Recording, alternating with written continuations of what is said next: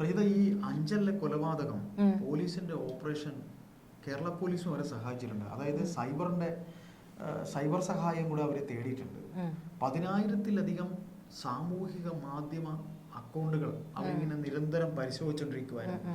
AI ക്യാമറയുടെ സഹായവും ഇതിലുണ്ടായിരുന്നു എന്നാണ് പറയുന്നത്.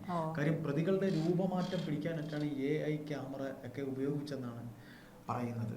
പ്രജിത മനസ്സിലാക്കിയെടുത്തോളം എന്തൊക്കെയാണ് ഇതിനകത്ത് നമ്മൾ ആശ്ചര്യപ്പെടുത്തുന്ന കുറെ സംഭവങ്ങൾ ഇതിലുണ്ട്. അതായത് ഇവരൊരു അതായത് 2006 ഈ സംഭവം നടക്കുന്നത്. 2006 ഈ സംഭവം നടത്തിയ ശേഷം, അതായത് ഈ കൊലപാതകം നടത്തിയ ശേഷം ഇവർ രണ്ടുപേരും 2 വർഷം ഇന്ത്യ ഒട്ടാകെ സഞ്ചരിച്ചു. കുടുംബക്കാരോട് ഒന്നും തന്നെ സംസാരിക്കാതെ, ഇടപഴകാതെ, അതെ, ഒരു ഇതുണ്ടായിരുന്നില്ല. അതിനുശേഷം ഈ 2 വർഷം ഇവർ സഞ്ചരിച്ചു. അതിനുശേഷമാണ് പോണ്ടിച്ചേരിയിലെത്തുന്നത്. പോണ്ടിച്ചേരിയിലെത്തുമ്പോഴേക്കും അവർ വിചാരിച്ചു 2 വർഷമൊക്കെ ആയല്ലോ, ഇനിയിപ്പോൾ ഞങ്ങൾ പിടികൂടില്ല. കാരണം എന്തെങ്കിലുമൊക്കെ ഉണ്ടായിരുന്നെങ്കിൽ ഈ ഒരു 2 വർഷം കൊണ്ട് തന്നെ അതായത് തെളിവെടുപ്പ്, അത് പോലീസ് വരാനുള്ള സാധ്യതയൊക്കെ ഉണ്ടെങ്കിൽ അതൊക്കെ ഈ 2 വർഷം കൊണ്ട് തന്നെ നടന്നു കഴിയും എന്നാണ് അവർ ചിന്തിച്ചത്. അങ്ങനെയാണ് ഇവർ പോണ്ടിച്ചേരിയിൽ വന്ന് സ്ഥിരതാമസമാക്കുന്നത്. മൊത്തം നമ്മൾ ഇന്നലെ പറഞ്ഞു, എല്ലാ തിരിച്ചറിയൽ കാർഡുകളും ഒക്കെ അവർ മാറ്റിയായിരുന്നു, അടിമുടി മാറ്റി. എന്നിട്ട് അവിടെ അധ്യാപികമാരെയാണ് ഇവർ വിവാഹം ചെയ്തത് എന്നുള്ളതാണ്. ഈ അധ്യാപികമാരെ പോലും കബളിപ്പിച്ച് അവരുടെ ജീവിതം പോലും, അതായത് ഒരു കൊലപാതകയാണ് തനിക്ക് ഒപ്പമുള്ള ആളെന്ന് അറിയാതെയാണ് ആ സ്ത്രീകൾ പോലും ഇവരെ വിശ്വസിച്ച് ജീവിച്ചത്. അതെ. അപ്പോൾ അത്തരത്തിൽ കഴിഞ്ഞപ്പോഴേക്ക് ഇതിൽ ഒരു അധ്യാപിക, ഇയാൾ ആരുടെ ഭാര്യ, അല്ലെ, ദിബീഷിന്റെ ആണ് ദിബീഷിന്റെ ഭാര്യ മറ്റോ സമൂഹ മാധ്യമത്തിൽ ഒരു ഫേസ്ബുക്കിൽ ഒരു പോസ്റ്റ് ഇട്ടു, പടമിട്ടു. ഈ പടമിട്ടതോടു കൂടിയാണ് വീണ്ടും ഈ അന്വേഷണം എന്താ പറയാ ദ്രുതഗതിയിൽ നടക്കാൻ തുടങ്ങിയത്. അതോടുകൂടിയാണ് ഇവർ ഏതാണ്ട് അതായത് 10,000-ത്തിലധികം സമൂഹ മാധ്യമ അക്കൗണ്ടുകളൊക്കെ പരിശോധിക്കാനുള്ള കാരണം വരുന്നതൊക്കെ അങ്ങനെയാണ്. തുടക്കം മുതൽ ഇവരെ കാണാതെ പോയത് മുതൽ സാമൂഹിക മാധ്യമങ്ങളിൽ ഈ ഫേസ്ബുക്ക് അക്കൗണ്ട് പോലെയുള്ള ഇൻസ്റ്റാ പോലുള്ള ഇവരുടെയൊക്കെ പടങ്ങൾ, അതായത് കാലത്തിനനുസരിച്ചുള്ള രൂപമാറ്റം വരാൻ, ഇവരുടെ മനുഷ്യന്റെ മുഖത്തിലൊക്കെ മാറ്റം വരുമല്ലോ. അങ്ങനെ ഇവരുടെ രണ്ടുപേരുടെയും AI ക്യാമറ പോലുള്ള ആധുനിക സാങ്കേതിക വിദ്യ ഉപയോഗിച്ച് ഇവരുടെ രൂപങ്ങൾ വരെ എങ്ങനെയായിരിക്കും എന്നുള്ളത് വരെ അവർ കണ്ടെത്തുന്ന രീതിയിൽ ചെയ്യുന്നത്. അപ്പോൾ ഇതിപ്പം പ്രീത പറഞ്ഞ പോലെ ജീവിത പങ്കാളിയായ അധ്യാപിക സ്വന്തം സാമൂഹിക മാധ്യമ അക്കൗണ്ടിൽ പോസ്റ്റ് ചെയ്ത ചിത്രമാണ് ദിവിൽ കുമാറിനെയും രാജേഷിനെയും കുടുക്കിയത്. അങ്ങനെയാണ് പറയുന്നത്. 10 വർഷത്തിലധികമായി ഒളിവിൽ കഴിയുന്ന പ്രതികളുടെ ചിത്രങ്ങൾ കേരള പോലീസിന്റെ സഹായത്തോടെ നിർമ്മിത ബുദ്ധി AI സാങ്കേതിക വിദ്യ ഉപയോഗിച്ചാണ് തയ്യാറാക്കിയത്. ഒളിവിൽ പോകുമ്പോൾ ദിവിൽ കുമാറിന് 23 വയസ്സും രാജേഷിന് 28 വയസ്സുമായിരുന്നു. അന്നത്തെ അവരുടെ ലഭ്യമായ ചിത്രങ്ങൾ ശേഖരിച്ച ശേഷം ഓരോ 5 വർഷം കൂടുമ്പോഴും രൂപത്തിലുണ്ടാകുന്ന മാറ്റം AI സഹായത്തോടെ അന്വേഷണ സംഘം ചിത്രീകരിച്ചു. അപ്പോൾ ഇതിൽ നമുക്ക് ഈ കൊലപാതകം എന്ന് പറയുന്നതിന്റെ ആസൂത്രണം ഇവർ രണ്ടുപേരും കൂടെ ചേർന്ന് നടപ്പാക്കിയതാണ്. ഇതില് പക്ഷേ കൊല നടത്തിയത് രാജേഷാണ്. അതെ, കണ്ണൂരുള്ള രാജേഷാണ് ഈ കൊല നടത്തിയത്. അത് കേൾക്കുമ്പോൾ എന്തുമാത്രം ശരിക്കും പാവങ്ങളാണ് ഈ കുടുംബം എന്ന് നമ്മൾ ചിന്തിക്കേണ്ടി. അതായത് ഈ ഇതിൽ പറയുന്നത് ദിബിൽ കുമാറും ഈ യുവതിയും തമ്മിൽ അടുപ്പത്തിലായിരുന്നു. അപ്പോൾ അതെ, ആ യുവതിയുമായിട്ട് അടുപ്പത്തിലായിരുന്ന ദിബിൽ കുമാർ പിന്നീട് ഇവരുടെ അമ്മ ഹോസ്പിറ്റലായ സമയത്ത് വന്നിട്ടാണ് ബലാത്സംഗം ചെയ്യുന്നതും ഈ കുട്ടി പ്രഗ്നന്റ് ആവുന്നതും. പ്രഗ്നന്റ് ആയ സമയത്തും വീട്ടുകാർ അറിയുന്നില്ല, വീട്ടുകാരോട് പറയുന്നില്ല. 6 മാസം ഈ ശാരീരിക അസ്വസ്ഥതകളൊക്കെ ഉണ്ടായതിനെ തുടർന്ന് പരിശോധന നടത്തിയപ്പോഴാണ് ഈ പെൺകുട്ടി ഗർഭിണിയാണെന്ന് അറിയുന്നത്. അപ്പോൾ ഗർഭിണിയാണെന്ന് അറിഞ്ഞതോടുകൂടി തന്നെ പോലീസിൽ പരാതി കൊടുക്കുന്നുണ്ട്. ഇങ്ങനെ തന്നെ ചതിച്ചതാണ് എന്നൊക്കെ പറഞ്ഞിട്ട് ബലാത്സംഗം ചെയ്തു എന്നാണ് പറയുന്നത്. ബലാത്സംഗം ചെയ്തു എന്നാണ് പറഞ്ഞിരിക്കുന്നത്. അപ്പോൾ ഒരുപക്ഷെ ഇവരാരുമില്ലാത്ത സമയത്ത് ഇയാൾ കടന്നാക്രമിച്ചതാകാനും സാധ്യതയുണ്ട്. അപ്പോൾ എന്ത് തന്നെയാലും ഈ പരാതി അവിടെ ഉണ്ടായിരുന്നു. അങ്ങനെ ഇരിക്കുമ്പോഴാണ് ഈ പെൺകുട്ടി പറയുന്നത് തന്നെ വിവാഹം കഴിക്കണം, കുട്ടികളുടെ പിതൃത്വം ഏറ്റെടുക്കണമെന്ന് പറയുന്നത്. ഇതോടുകൂടിയാണ് ദിവിൽ കുമാർ ആകെ വെപ്രാളത്തിലായി പോകുന്നത്, അസ്വസ്ഥനാവുന്നത്. അപ്പോൾ ഈ രാജേഷുമായിട്ട് പരിചയമുണ്ട്. ഈ രണ്ടും പത്താൻകോട്ട് റെജിമെന്റിലുള്ള പട്ടാളക്കാരാണല്ലോ. അപ്പോൾ ഈ രാജേഷിനോട് ഈ വിവരങ്ങൾ പറയുമ്പോൾ രാജേഷാണ് ഇവരെ കൊലപ്പെടുത്താമെന്നുള്ള പ്ലാൻ പറഞ്ഞു കൊടുക്കുന്നത്. പ്ലാൻ പറഞ്ഞു കൊടുക്കുന്നത് മാത്രമല്ല, ഈ കൃത്യം നിർവഹിച്ചതും രാജേഷാണ്. ഇംപ്ലിമെന്റ് ചെയ്തതും അയാളാണ്. അതെ.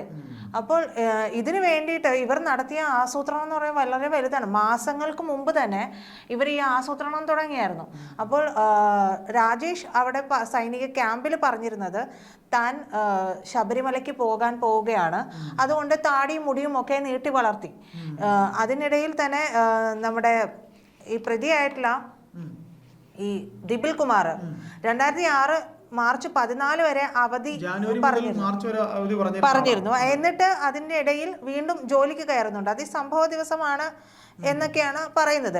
എന്തായാലും അത് കഴിഞ്ഞിട്ട് വീണ്ടും വീട്ടിലേക്ക് എന്ന് പറഞ്ഞ് സൈനിക ക്യാമ്പ് വിടുകയാണ് ഉണ്ടായത്.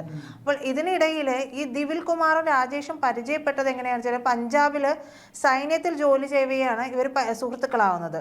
അപ്പോൾ ഇതിനിടയിൽ രാജേഷ് അവധിക്ക് കണ്ണൂരിലെ വീട്ടിലെത്തിയപ്പോൾ ദിപിൽ പോയി കണ്ട് വീട്ടുകാരെ അടക്കമൊക്കെ പരിചയപ്പെടുന്നുണ്ട്. അപ്പോഴാണ് വിശ്വാസ്യത തോന്നുന്നതും ദിപിലിനോട് ഈ കാര്യങ്ങളൊക്കെ പറയുന്നതും. തുടർന്നാണ് അതെ പിന്നീടാണ് രാജേഷ് പറയുന്നത് ഇവരെ നമുക്ക് കൊലപ്പെടുത്താമെന്നുള്ളത്. അപ്പോൾ ഈ ഇവര് അവധിയിലിരിക്കുന്ന സമയത്ത് ഈ രാജേഷ് ഇവിടെ വന്നിട്ട് ഈ യുവതിയെയും അമ്മയെയും പരിചയപ്പെടുന്നുണ്ട്. ഇവർ സാധുക്കളായതുകൊണ്ടായിരിക്കും അവർക്കൊരു സംശയമൊന്നും തോന്നുന്നില്ല.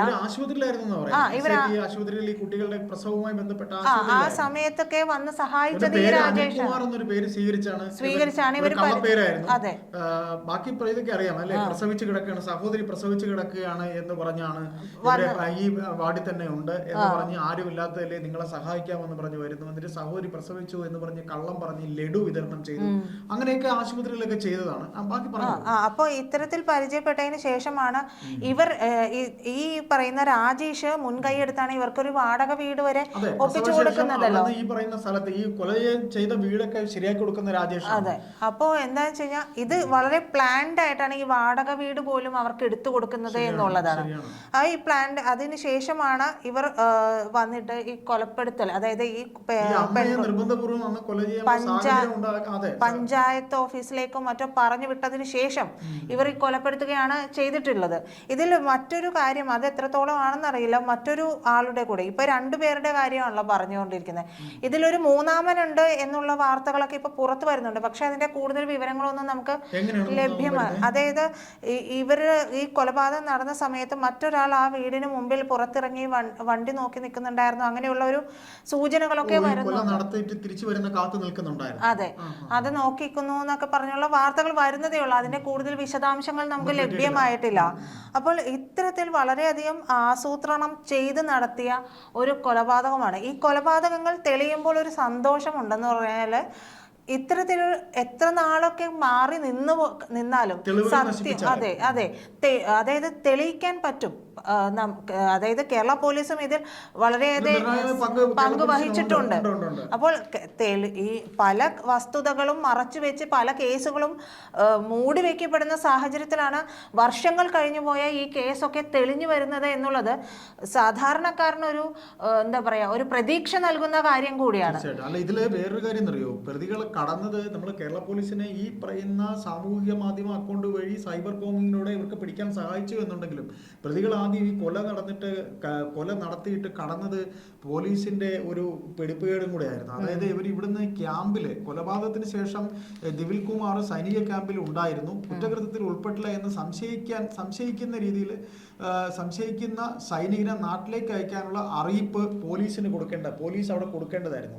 ഈ പറയുന്ന കൊല നടത്തി എന്ന് പോലീസിന് സംശയം തോന്നുന്ന രീതിയിൽ ഒരു ഇന്റിമേഷൻ സൈനിക ക്യാമ്പിൽ കൊടുത്തിരുന്നെങ്കിൽ അന്നേ തന്നെ ഇവർക്ക് പോലീസിന് സൈനിക ക്യാമ്പിൽ നടക്കുന്ന വിവരം വെച്ച് ഈ സൈനികനൊപ്പം അവർ സിവിൽ കുമാറിനെ നാട്ടിലേക്ക് അയച്ചു. ഡൽഹിയിൽ എത്തുമ്പോൾ ദിപിൽ കുമാർ മുങ്ങി. അതായത് സൈനിക ക്യാമ്പിൽ അറിയിച്ച് കൃത്യമായി ഇവരുടെ നടപടി അവർ വിട്ടുപോയി. ഇവരെ അതിന്റെ പിറകെ പോയില്ല. അതാണ് ഇവർക്ക് പോലീസ് ഈ വിവരം അറിഞ്ഞു എന്നുള്ളത് മനസ്സിലായതോടുകൂടി തടഞ്ഞു വെക്കാൻ ആവശ്യപ്പെട്ട് കോടതിയുടെ ഉത്തരവോടെ പോലീസ് അവിടെ എത്തി കസ്റ്റഡിയിൽ എടുക്കുകയാണ് വേണ്ടിയിരുന്നത്. അതായത് ഇവനെ അവിടെ സൈനിക ക്യാമ്പിൽ തടഞ്ഞു വെക്കാനായിട്ട് പോലീസ് ഇവിടുന്ന് ഇന്റിമേഷൻ കൊടുക്കേണ്ടതായിരുന്നു. അങ്ങനെ ദിപിൽ കുമാറിനെ കിട്ടിക്കഴിയുമ്പോൾ തീർച്ചയായിട്ടും ഈ പറയുന്ന രഞ്ജിത്ത് രാജേഷിനെ തീർച്ചയായിട്ടും പിടിക്കാൻ. ഇതിപ്പോൾ എന്താണെന്ന് വെച്ചിട്ടുണ്ടെങ്കിൽ ഇവർക്ക് വിവരം കിട്ടിയല്ലോ, പോലീസിന് ഇത് മനസ്സിലായിട്ടുണ്ട്. കാരണം രഞ്ജിനി എന്ന് പറഞ്ഞ ഈ യുവതി കൊല്ലപ്പെട്ട യുവതി പോലീസിൽ പരാതി നൽകിയിട്ടുണ്ടായിരുന്നു. ഇങ്ങനെ ഒരു സംഭവം ഉണ്ട്, തന്നെ ചതിച്ചതാണ്, കുട്ടികളുടെ അച്ഛനെ ഇങ്ങനെയാണ് എന്ന് പറഞ്ഞിട്ട് അത് കൊടുത്തിട്ടുണ്ടായിരുന്നു. അതിന്റെ പേരിൽ ഇവർക്ക് സംശയം തോന്നി. പോലീസ് ഇവരുടെ കുടുംബാംഗങ്ങളെയൊക്കെ ചോദ്യം ചെയ്യാൻ വിളിപ്പിക്കുന്നു എന്ന് മനസ്സിലായതോടുകൂടിയാണ് ഇവർ ഈ ക്യാമ്പിൽ നിന്ന്, സൈനിക ക്യാമ്പിൽ നിന്ന് കള്ളത്തരം പറഞ്ഞിട്ട് രക്ഷപ്പെടുന്നത് പോലും. എന്ത് തന്നെ ആയാലും ആ ഒരു അമ്മയുടെ പോരാട്ടം തന്നെയാണ് വിജയിച്ചിരിക്കുന്നത്. കോൺഗ്രസ് നേതാവ് ജ്യോതികുമാർ ചാമക്കാലയാണ് ഇവർക്ക് വേണ്ട എല്ലാ സഹായങ്ങളും ചെയ്തു കൊടുത്തത്. ഉമ്മൻചാണ്ടി, ബഹുമാനപ്പെട്ട ഉമ്മൻചാണ്ടി സാറിന്റെ അടുക്കിലേക്ക് ഇവരുടെ ഈ കേസിന്റെ അന്വേഷണം ക്രൈംബ്രാഞ്ചിനെ ഏൽപ്പിക്കണമെന്ന് ഒരു വേള നാട്ടുകാരനായ ജ്യോതികുമാർ ചാമക്കാല കൂടെ നിന്ന് സഹായിച്ചു. എന്നിട്ട് ഇപ്പോൾ ഒടുവിൽ ആ അമ്മയെ ഇന്നലെ ഇങ്ങനെ കേസ് തെളിഞ്ഞല്ലോ, ആളുകളെ കിട്ടിയല്ലോ എന്നുള്ള കാര്യത്തിൽ ഇടപെട്ടു എന്നൊക്കെ ജ്യോതികുമാർ പറയുന്നുണ്ട്.